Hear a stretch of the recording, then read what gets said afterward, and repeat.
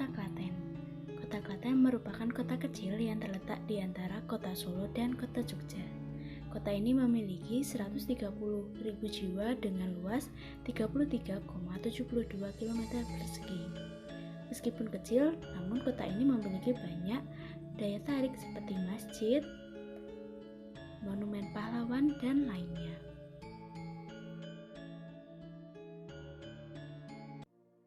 Perkenalkan, nama saya Anissa Egi Faras Amalia. Saya dari Keperawatan Universitas Diponegoro. Di sini saya akan melakukan KKN Tim 2 Universitas Diponegoro. Karena adanya COVID, maka Universitas Diponegoro memodifikasi sistem KKN dengan KKN Pulang Kampung. Saya mengikuti KKN Pulang Kampung di desa saya sendiri, yaitu di Karanganom, Klaten Utara, Kabupaten Klaten.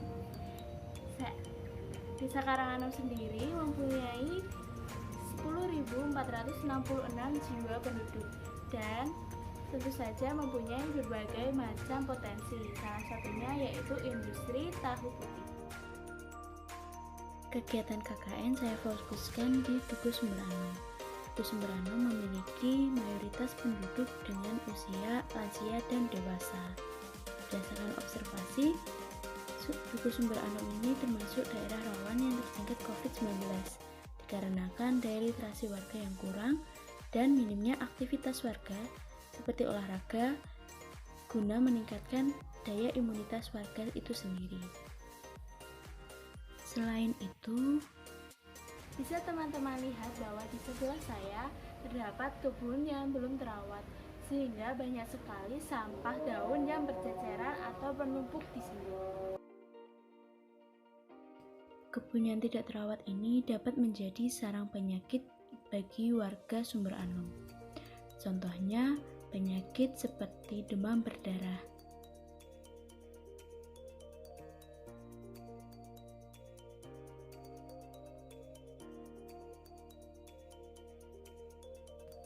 Untuk meningkatkan pengetahuan warga mengenai COVID-19, saya tergerak untuk memberikan penyuluhan kesehatan mengenai COVID-19, cara pencegahan COVID-19 di lingkungan keluarga, inovasi makanan sehat guna meningkatkan daya tahan tubuh, dan kebiasaan baru pasca pandemi. Pelatihan inovasi makanan sehat ditujukan agar keluarga di rumah tidak bosan dalam mengonsumsi makanan sehat. Selain itu, sebagai maksimalisasi potensi yang ada di desa Karanganom. Semua produk makanan terbuat dari tahu putih. Di rumah terus ibu-ibunya suruh ngajari, kan kadang-kadang ada yang susah ya Bu ya, jadinya stres.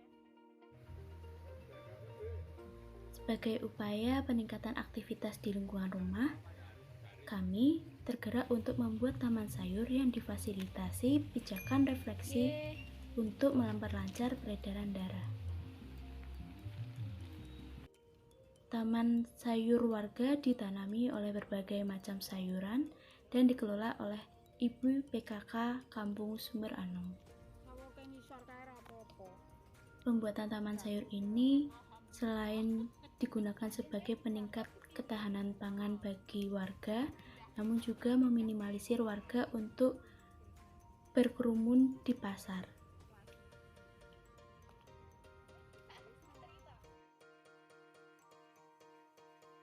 Hasil yang telah dicapai dari program ini antara lain peningkatan pengetahuan warga mengenai COVID, kemudian membiasakan diri mencuci tangan dan menggunakan masker, serta pengadaan wastafel di tempat yang strategis.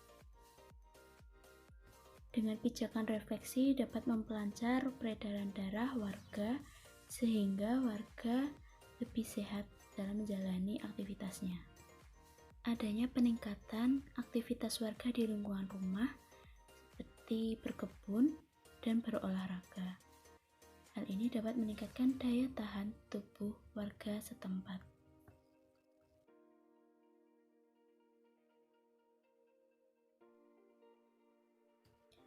Pengabdian masyarakat Yang dilakukan oleh mahasiswa tidak hanya berkaitan dengan program yang telah direncanakan saja, tetapi juga program luar yang mendukung kesejahteraan dan kesehatan warga setempat. Berikut merupakan cuplikan kegiatan luar yang dilakukan oleh mahasiswa selama masa KKN di kampung sendiri.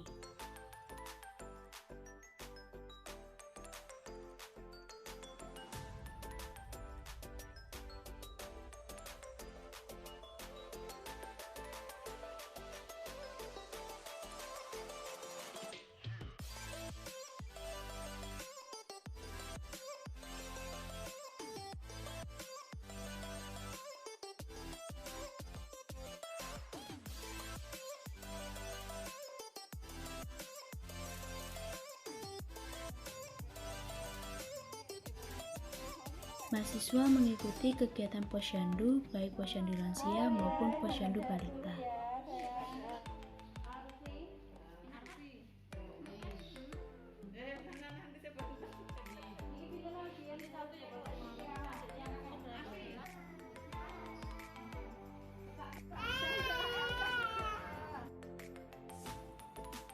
Mahasiswa juga memberikan quality education bagi anak-anak di desa sekitar.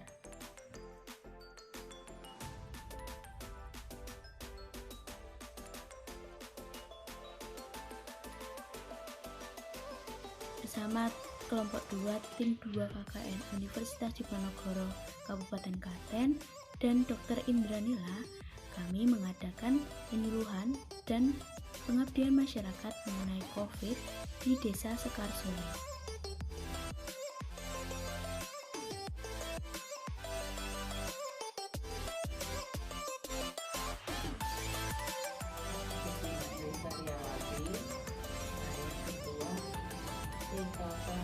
RT 2 RW 8 Dusun Sumbanong, Desa Parananong, Klaten Utara, Klaten.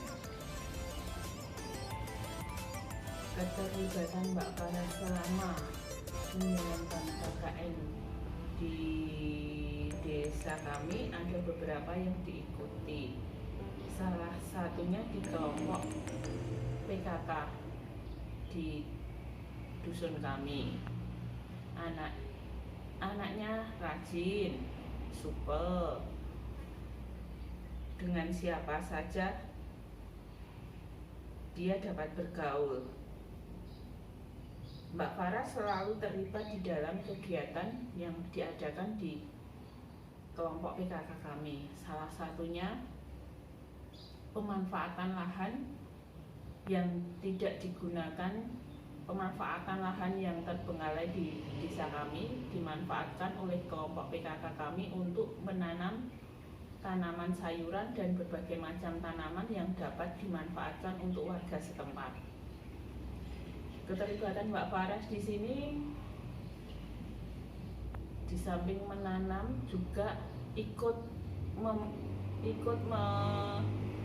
membawa dengan ibu-ibu memelihara tanaman ini, hingga dari menanam bibit hingga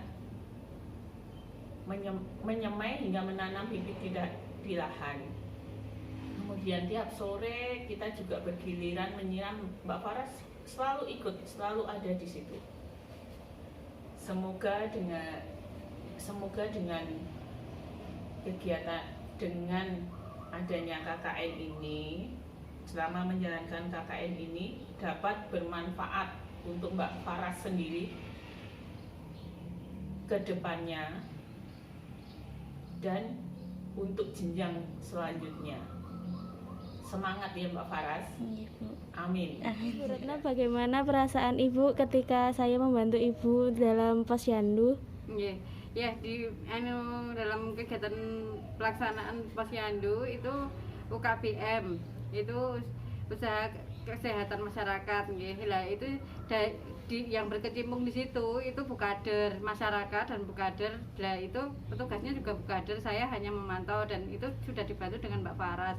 Alhamdulillah Mbak Faras tepat waktu. Kalau sudah sebelumnya sudah mengontak dulu, dan saya pun malah kadang lupa, malah jenengan dulu yang WA ke saya. Kemudian untuk pelaksanaan sudah, kalau dibilang mulai jam 8 juga jenengan juga tepat waktu, tapi saya yang kadang molor karena pelaksanaan kegiatan di puskesmas juga tidak menentu. Jadi kalau jam 8 tepat jenengan sudah ngampiri saya, tapi saya yang nggak ada. Terus kemudian saya juga tadi boncengan sama temen itu kan langsung ke posyandu karena mengantar temen dulu. Jadi jenengan tadi yang malah menungguin saya nggih. Lah itu terus untuk kegiatannya, dan tadi alhamdulillah jenengan langsung aktif di dalam posyandu. Saya tidak mengarahkan, jenengan sudah tahu kegiatannya saya ya ngapain aja. Nah itu sudah langsung pintar, langsung bisa pelaksanaan tanpa saya suruh, sudah mengetahui kegiatan-kegiatan yang perlu dibantu mana. Dan itu pun kita kadernya kan tadi juga ada yang lansia, jadi memang kalau lansia itu hanya duduk, nggak bisa membantu cepet untuk berdiri, untuk pindah tempat-tempat itu kan juga untuk orang tua susah sebenarnya. Kalau seperti itu kita sebenarnya juga tidak boleh, sesuai protokol kesehatan itu di atas usia 50 tahun kader itu tidak boleh, tapi karena ibu kadernya juga berkewuh untuk menghentikan ibu kader yang sudah lama dan dia masih semangat mengikuti asal dia sehat, jadi tetap boleh berangkat, rakit taming duduk asal sehat. Kalau tidak sehat tidak boleh berangkat gitu. Itu kalau dari sampai selesai juga jenengan pindah tempat pun masih mengikuti di tempat, langsung aktif untuk melaksanakan kegiatan penimbangan tinggi badan. Itu pun jenengan sudah tahu cara-caranya, untuk kesan-kesannya itu yang terbaik itu nggih. Kalau untuk kekurangannya insya Allah nggak ada, cuma kekurangannya itu nggih ya menambah wawasan aja untuk tetap menggali ilmu-ilmu yang baru nggih.